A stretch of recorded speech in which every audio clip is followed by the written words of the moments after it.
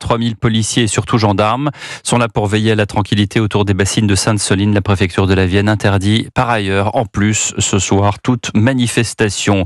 À la une de l'actualité aussi, cette nouvelle agression au couteau à Paris. Un individu a frappé au couteau un militaire sentinelle à la gare de l'Est. Un assaillant arrêté et interné à l'infirmerie psychiatrique de la préfecture de police à la suite de sa garde à vue. Bonsoir Guillaume Dominguez. Bonsoir. L'homme est bien connu des services de police puisqu'il a été condamné pour meurtre il y a 4 ans et pourtant, il a été remis en liberté. Oui, en 2018, ce Français d'origine congolaise d'une quarantaine d'années poignarde à mort un jeune de 22 ans sur le quai du RER de la station Châtelet à Paris.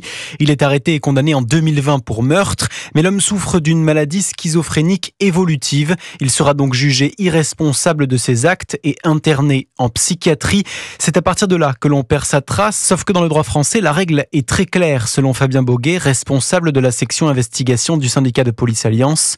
Une personne internée en psychiatrie ne peut être relâchée que sur décision médicale. Lorsqu'ils sont sous le placement d'un médecin psychiatre, ils sont évalués quotidiennement. Si à un moment donné, une libération de l'établissement psychiatrique intervient, c'est une décision purement médicale. La justice, à partir du moment où il y a eu cette condamnation avec l'irresponsabilité pénale, n'a plus rien à voir. Selon les informations d'Europe 1, l'homme ne s'est évadé d'aucun établissement médical.